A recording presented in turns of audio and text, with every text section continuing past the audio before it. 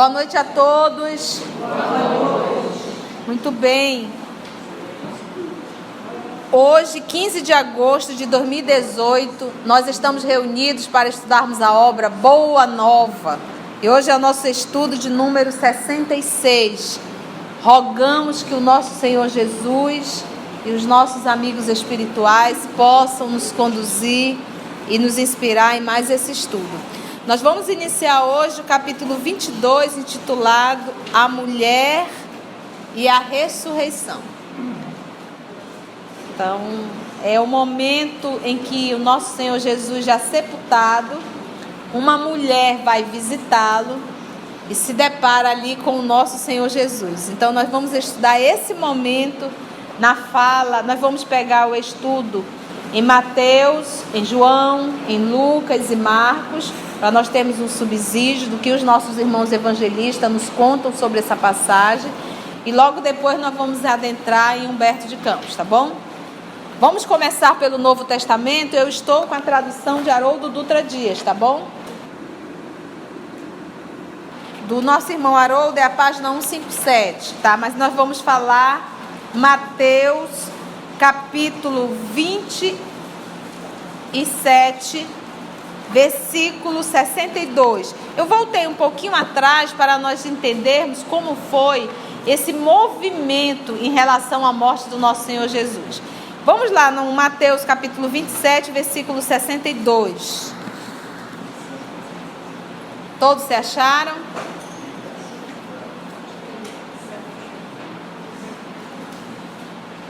Mateus capítulo 27, versículo 62. No dia seguinte, que é o dia depois da preparação, preparação é o dia anterior ao sábado, tal, no qual deveriam ser realizados todos os preparativos para o Shabat, que era o sábado. Os sumos sacerdotes e os fariseus se reuniram com Pilatos, que era o governador da Judéia, dizendo: Senhor, fomos lembrados de que aquele enganador a que ele está se referindo é Jesus. Que aquele enganador, ainda vivo, disse: depois de 3 dias ressuscito. Fecha aspas.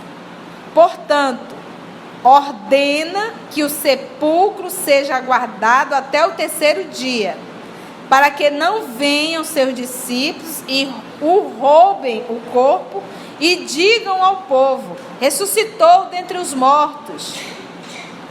O último engano será pior que o primeiro.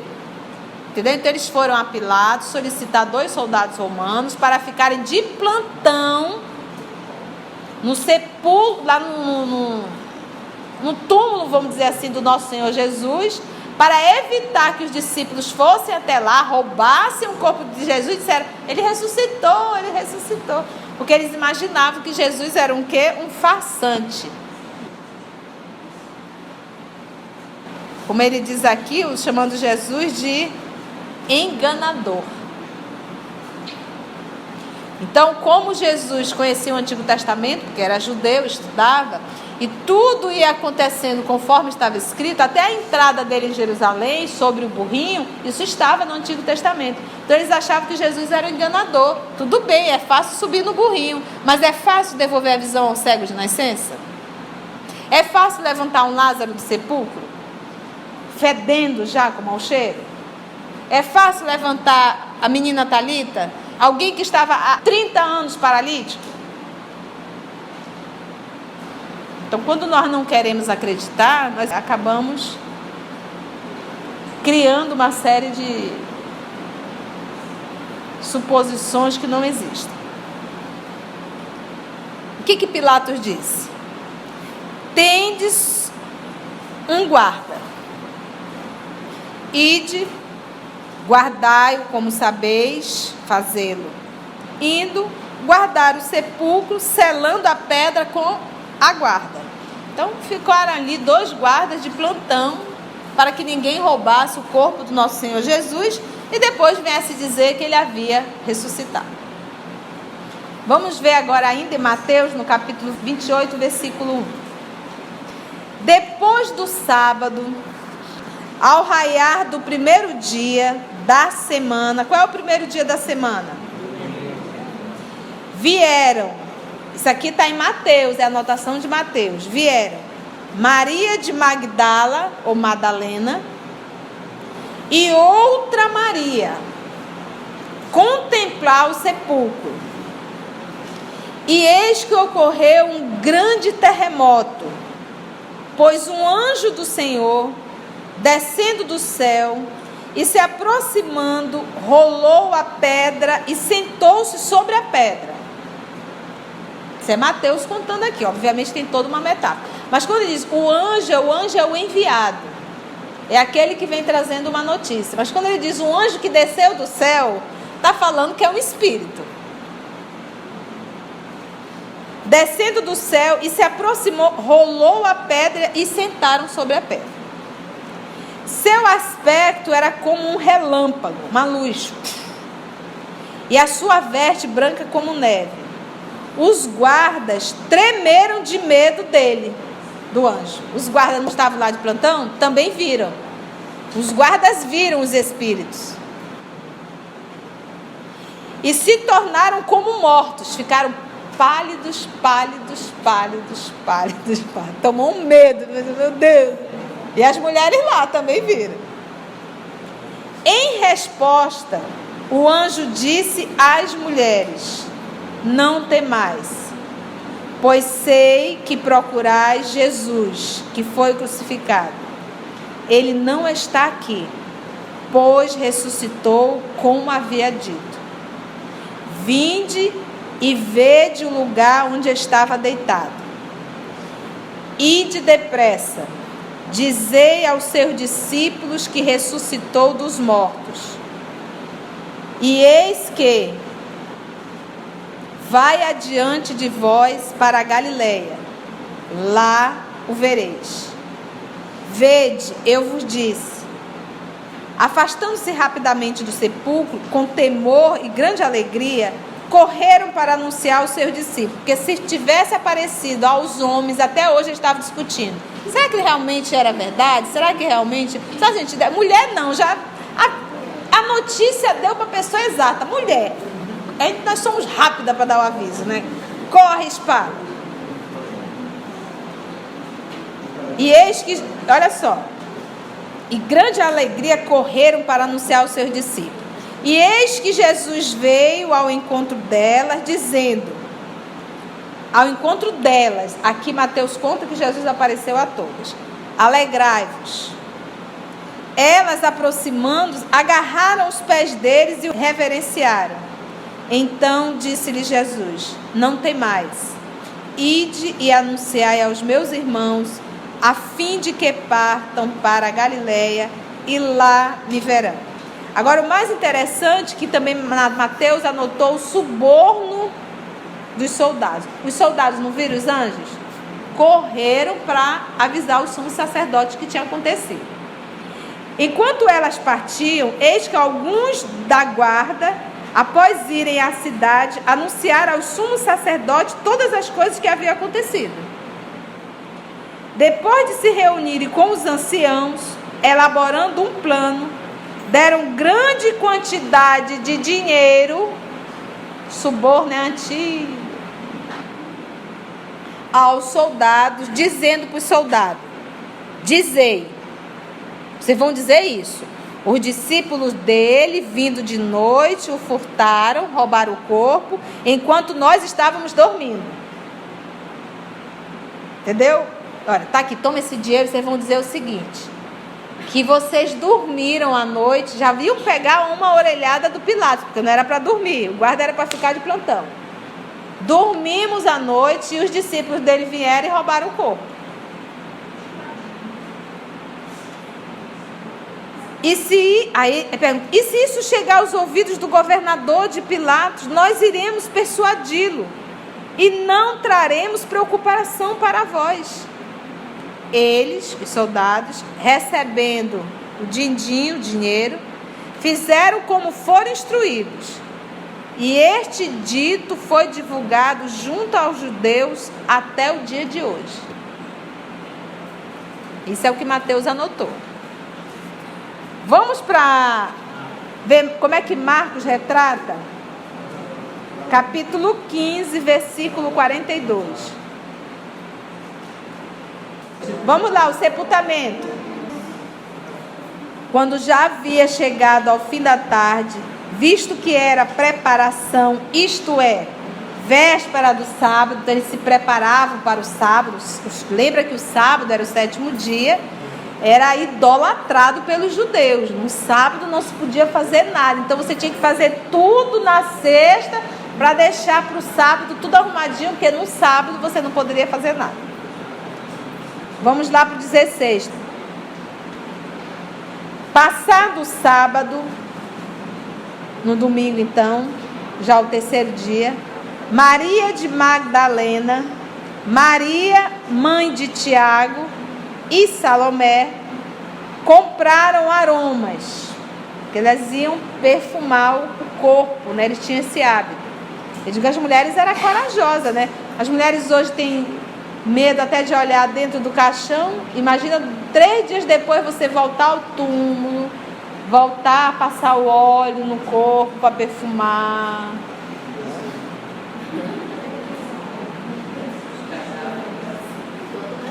Foi todo machucado. Maria de Madalena, uma Maria mãe de Tiago, não diz qual Tiago, e Salomé. Compraram aromas para que fosse ungí-lo. E muito cedo, no 1º dia da semana, raiando o sol, vem para o sepulcro. Isso aqui é Marcos, tá? Lembra que Marcos, tudo que ele escreveu foi que ouviu de Pedro. E diziam umas às outras: quem rolará a pedra da porta do sepulcro? Porque lembra que era como se fosse uma rocha, né? Uma gruta, né? E ali eles fechavam com aquela rocha, né? Aquela pedra que rolava. E a preocupação, mulher não tem força. Quem que vai abrir o sepulcro? Quem que vai conseguir rolar a pedra pra gente? Quem rolará a pedra da porta do sepulcro? Voltando a olhar, contemplam que a pedra havia sido rolada, pois era muito grande. Depois de entrarem no sepulcro, viram um jovem sentado ao lado direito, vestido com estola. É um traje longo utilizado pelos sacerdotes, doutores da lei, reis e por aí se vai. Branca, e ficaram pasmas. Ele diz a elas: não fiqueis pasmas. Buscais a Jesus, o Nazareno crucificado. Ele ressuscitou, não está aqui. Vede o lugar onde o colocaram. Mas ide, dizei aos seus discípulos e a Pedro que ele vai adiante de vós para a Galileia. Lá o vereis conforme ele vos disse. Porque todos estavam ainda em Jerusalém, que era Páscoa. Depois de saírem, fugiram do sepulcro, pois estavam elas com tremor, ficaram com medo, e fora de si, e nada disseram a ninguém, pois temiam. Então Mateus fala dos soldados e diz que elas correram e colocaram a boca no trombone. Marcos não fala nos soldados e diz que elas ficaram o quê? Em silêncio, porque ficaram com medo de informar que Jesus havia ressuscitado. Elas sabiam que aquilo ali era uma aparição, mas os 2 soldados, Marcos não fala dos soldados, entendeu? Como é que Lucas conta essa história?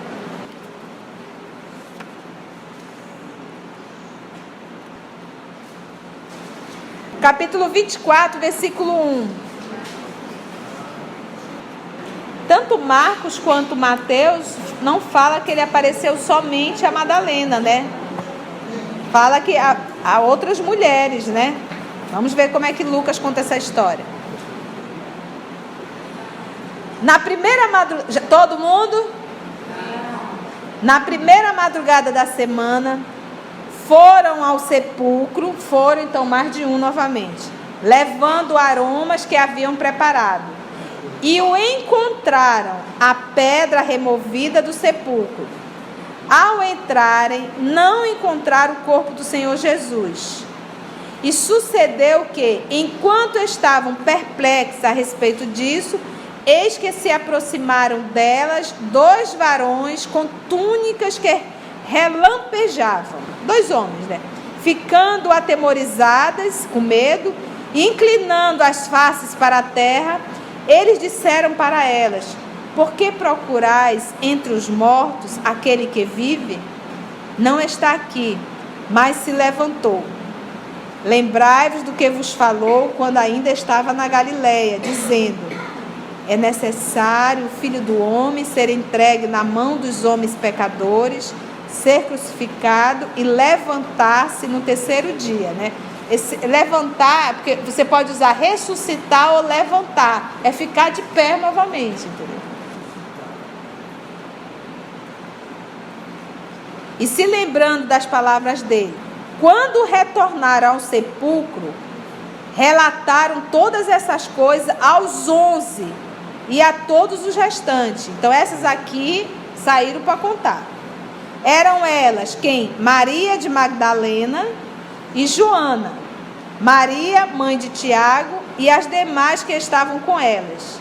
Diziam essas coisas aos apóstolos, mas diante deles essas palavras parecem como que tolice, e não acreditaram nelas. Pedro, porém, levantou-se, correu para o sepulcro e, inclinando-se para a frente, viu apenas as bandagens de linho, o tecido que Jesus estava envolvido. E foi para a própria casa, maravilhado com o que havia ocorrido. Vamos ver João.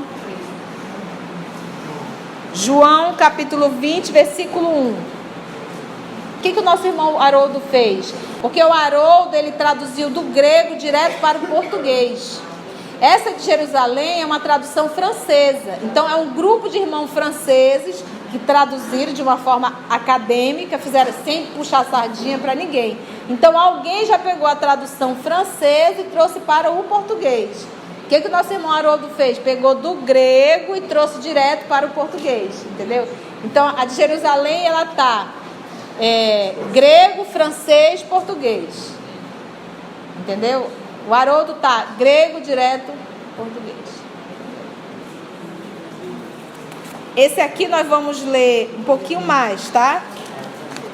Nós vamos ler o capítulo 20, versículo 1. Vamos lá.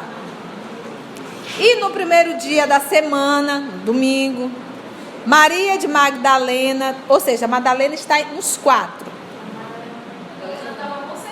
Madalena estava. Veio cedo, estando ainda escuro para o sepulcro, e vê a pedra removida do sepulcro. Opa, então aqui o João retrata que ela veio o quê? Sozinha. Corajosa, hein? E ela vê a pedra removida do sepulcro. Então ela corre e se dirige a Simão Pedro e ao outro discípulo que Jesus amava. A quem? João. É João falando dele. Entendeu? Então estava Pedro e João, ela correu para encontrar para Pedro e João estava ao lado. E lhes diz: remover o Senhor do sepulcro e não sabemos onde colocar o corpo do Senhor. Eu que estou colocando aqui já a tradução do Haroldo, eu estou fazendo a minha. Então saiu Simão Pedro e outro discípulo e chegaram ao sepulcro.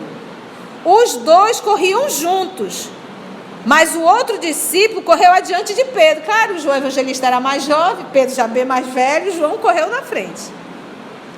Apressadamente, e chegou primeiro ao sepulcro. E inclinando-se para a frente, viu as bandagens de linho depostas, contudo, não entrou. O João evangelista chegou lá na porta, deve ter ficado com medo, né? Olhou só as ataduras, vamos chamar assim, né? Então Simão Pedro, seguindo, também chega, 30 minutos depois. Tadinho. Também chega, entra no sepulcro, Observa as bandagens de linho que estão ali também depostas, e o sudário que estivera sobre a cabeça dele, no qual não estava com as bandagens de linho depostas, mas enrolado num lugar à parte, como se tivesse feito assim um travesseirinho para a cabeça do nosso Senhor Jesus. Sendo assim, o outro discípulo, João, que chegara primeiro ao sepulcro, entrou também e viu e creu. Então ele só entrou quando Pedro entrou, pois ainda não haviam entendido o escrito, segundo o qual é necessário ele se levantar dos mortos. Então os discípulos partiram novamente para casa. Maria, porém, permanecia de pé junto à saída do sepulcro, chorando. Assim, enquanto chorava, inclinou-se para a frente do sepulcro e observa 2 anjos em vestes brancas sentados onde estivera deposto o corpo de Jesus, um junto à cabeça e um junto aos pés. Então, João já conta bem diferente. E observa 2 anjos em vestes brancas sentados onde estivera deposto o corpo de Jesus, um à cabeça e um junto aos pés. E eles dizem a ela: mulher, por que choras? Ela lhe diz: porque levaram meu Senhor e não sei onde o colocaram. Ao dizer essas coisas, voltou-se para trás e viu Jesus em pé, mas não reconheceu que era Jesus. Jesus lhe diz: mulher, por que choras? A quem buscas? Ela, supondo ser o jardineiro, lhe diz: Senhor, se tu o carregaste, dizei-me onde o colocaste e eu o levarei. Jesus lhe diz: Maria. Voltando-se, ela lhe diz em hebraico, Rabone, que quer dizer mestre. Jesus lhe diz: não me toques, pois ainda não subi ao Pai. Então aqui tem Jesus nesse momento não estava materializado. Caso ela o tocasse, ele não conseguiria. Divaldo comentou que Joana falou que Jesus tinha ido recolher Judas no vale, e que ele estava impregnado do magnetismo do vale. Caso ela o tocasse, ela receberia uma descarga, mas não sei. Então não sei. Eu acredito que nesse momento ele não estava materializado, porque logo depois ele será tocado. Jesus lhe diz: não me toques, pois ainda não subi ao Pai. Vai aos meus irmãos e dize a eles, abre aspas, subo para o meu Pai e vosso Pai, para meu Deus e vosso Deus, fecha aspas. É como se você vai e diz essa frase. Maria de Magdalena sai anunciando aos discípulos, ou seja, só ela viu Jesus. Ela diz: vi o Senhor, e que ele dissera essas coisas. Ela repete a frase que Jesus pediu para que ela falasse. Então, sendo tarde naquele primeiro dia da semana, e estando fechada a porta do lugar onde os discípulos estavam, por medo dos judeus, veio Jesus, pôs de pé no meio deles e lhe diz: paz convosco. Eles estavam trancados num lugar com medo dos judeus, e eis que aparece Jesus: paz convosco. Ao dizer isto, mostrou-lhe as mãos e a pleura. Alegraram-se então os discípulos ao verem o Senhor. Disse-lhe novamente: paz convosco. Assim como o Pai me enviou, eu também vos envio. Ao dizer isto, soprou neles e lhe diz: recebei o Espírito Santo, que é Deus. Se perdoardes os pecados de alguns, os pecados lhes são perdoados. Se retiverdes de alguns, pecados também estarão retidos. Bem, conhecemos a versão em Mateus, conhecemos a versão em Marcos, conhecemos a versão em Lucas, conhecemos a versão em João. O único que retrata que Maria de Magdala foi a única e a primeira a ver o nosso Senhor Jesus no momento do sepulcro é João. Os 3 demais retratam mulheres. Agora, os 3 retratam a presença de Magdalena. Os 3 retratam a presença desses anjos, desses espíritos. Apenas Mateus retrata a presença dos soldados. Vamos ver como é que o nosso Humberto de Campos vai contar essa história que está gravada no mundo espiritual.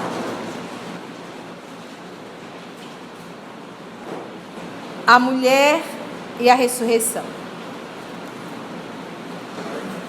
As águas alegres do Tiberíades se aquietavam lentamente, como tocadas por uma força invisível da natureza, quando a barca de Simão, conduzindo o Senhor, atingiu docemente a praia. Eles estão aonde? Jerusalém ou na Galileia? Na Galileia. Lá na casinha de Simão. Jesus dentro da barca, Simão ali na barca, calado. O velho apóstolo, abandonando os remos, deixava transparecer nos traços fisionômicos as emoções contraditórias de sua alma, enquanto Jesus o observava, adivinhando-lhe os pensamentos mais recônditos, lá do fundo da alma. Pedro calado, remando, Jesus ali calado. Vamos ver esse diálogo. Que tens tu, Simão? Perguntou o mestre com seu olhar penetrante e amigo. Pensa assim, Jesus te olhando, que tens tu, Conceição? Ah, Senhor, por que o Senhor pergunta? O Senhor sabe. Ele pergunta, ele queria o quê? Que ele poderia dizer, por isso é que ler o pensamento do outro, isso é para a alma nobre. Esse instrumento em nossas mãos, nós íamos fazer estrago na vida de muita gente. Como nós somos orgulhosos e presunçosos, nós já íamos olhar e dizer assim, eu sei o que tu estás pensando, né? E Jesus pergunta, Pedro, o que é que tu tens? Surpreendido com a palavra do Senhor, o velho Cefas, tá? Tem um comentário aqui da editora, é um comentário particular da editora que diz assim, no primeiro encontro de Jesus chamou Simão Pedro de Cefas, que significa pedra em aramaico, determinando assim ser ele o apóstolo escolhido para liderar os primeiros propagadores da fé cristã pelo mundo. Mas nós fizemos esse estudo a semana passada. E quando ele fala que sobre essa pedra é, na verdade, sobre a fé de Pedro. Sobre aquele movimento que ele fez, naquele momento que ele estava sendo inspirado pelo céu. Porque momentos depois ele estava sendo inspirado pelas trevas. Então não é sobre o Pedro, mas aquela atitude de Pedro no momento que ele elevou o pensamento dele aos céus. Lembra disso? Então vamos lá.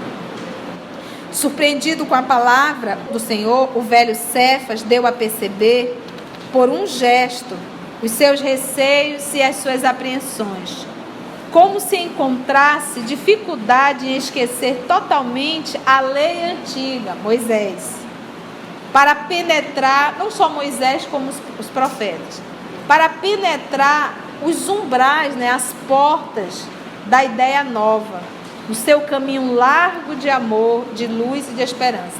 Porque Moisés, as próprias leis eram muito duras, muito rígidas, mandava apedrejar a mulher adúltera, mandava matar se alguém matou alguém da tua família, era tão dura. E viu o nosso Senhor Jesus com tanta docilidade, mandando Pedro perdoar 70 vezes 7. mandando. Jesus ficava com as prostitutas. Ele disse: meu Deus, como esquecer tudo que eu aprendi com os profetas e seguir esse homem que é tão liberal, né? Tão manso, que é Simão Pedro.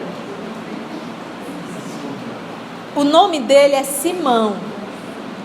Pedro foi um apelido, vamos dizer assim, era uma forma que Jesus chamava. Por quê? Pedro é pedra, Cefas, e queria dizer que Pedro era duro. Pedro era cabeça dura demais. A impressão que eu tenho é que Jesus chamou 12 discípulos, parece que cada discípulo representando uma personalidade humana. Então a característica de Pedro é que a cabecinha dele era dura. Vamos lá. As suas apreensões, então, como se encontrasse dificuldade em esquecer totalmente a lei antiga, para penetrar os umbrais da ideia nova, no seu caminho largo de amor, de luz e de esperança. Vem, Pedro. Mestre, respondeu com timidez. a lei que nos rege manda lapidar a mulher que perverteu a sua existência. Conhecendo, por antecipação, o pensamento do pescador, e observando seus escrúpulos em lhe atirar uma leve advertência, porque ele não podia dizer: pô, Jesus, pega mal, eu estou andando com um monte de prostituta, isso não está errado. Ele não podia. Então ele deu aquele miguelê, né? Fez aquela volta, né? Mestre, a lei que nos rege manda lapidar a mulher que perverteu a sua existência. Conhecendo por antecipação o pensamento do pescador e observando seus escrúpulos em lhe atirar uma leve advertência, Jesus lhe respondeu com brandura: Quase sempre, Simão, não é a mulher que se perverte a si mesma, é o homem que lhes destrói a vida. Tu estás acusando só as mulheres, mas e os homens que a pervertem?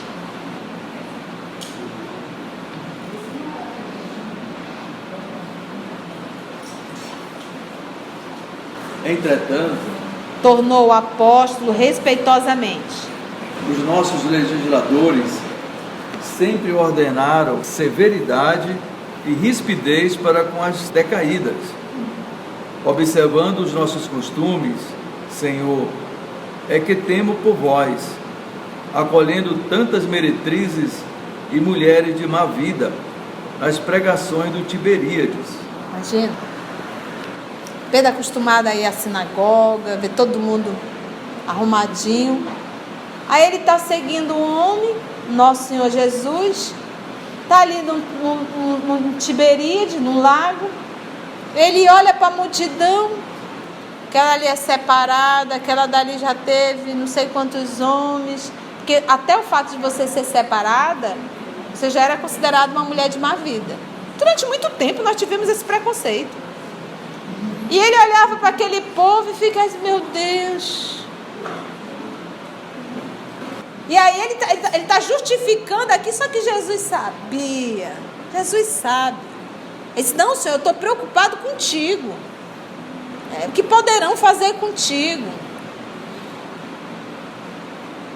Nada temas por mim, Simão, porque eu venho de meu Pai e não devo ter outra vontade, a não ser a de cumprir os seus desígnios sábios e misericordiosos. Eu estou aqui para fazer a vontade do Pai. Quantas vezes nós abrimos mão de fazer a vontade de Deus para atender caprichos pessoais de pessoas que gostamos? E sabendo que essa atitude é contra as leis divinas. Fica com medo não, Pedro, relaxa. Porque eu venho de meu Pai e não devo ter outra vontade, a não ser a de cumprir os seus desígnios sábios e misericordiosos. Eu não tenho que ter outra vontade. Quando o livro Pensamento e Vida, que a mensagem é o espelho da vida, o que nós vamos aprendendo quando ele vai falar do amor? O amor, ele é de origem divina. A origem do amor não está em nós. Nós estamos aprendendo, devemos aprender a refletir o amor divino. A refletir o amor divino. E por isso ele diz, a mente é o espelho em toda parte. Então, aqui quando Nosso Senhor diz assim, olha, ele diz assim, porque eu venho de meu Pai, eu sou o enviado dele. E não devo ter outra vontade. Então, quando Jesus diz, eu e o Pai somos um só. Porque Jesus não realiza a personalidade, a vontade da personalidade dele. Não, acabou.